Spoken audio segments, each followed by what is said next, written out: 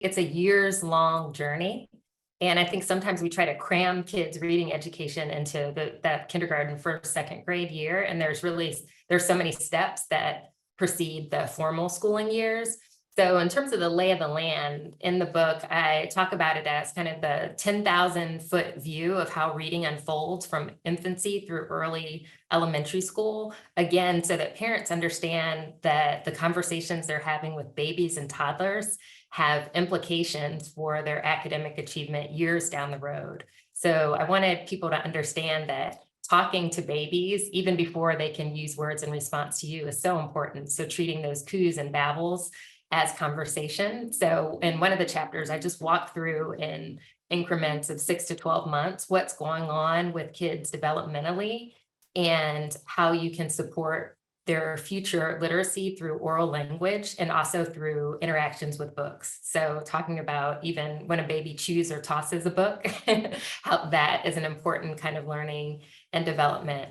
And then in terms of a supply of premium fuel, there's so much incredible research in education, in psychology, in neuroscience, and just a number of fields that is so relevant to the work that parents do day in and day out. But it's really challenging for researchers to translate that data and those really elaborate, complicated studies into practical nuggets that parents can implement.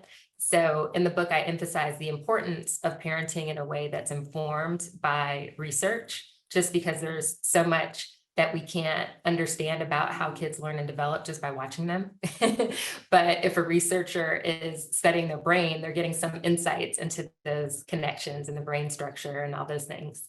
So that is what I mean by premium fuel. In terms of routine maintenance, it's one thing to know about the research, but then it's another thing altogether to turn that research into things that you can remember to do during those long days with little children. So again, I just try to distill the research into practical nuggets and things that people can tie to mealtime and bedtime and diaper changes and car trips and all of those things.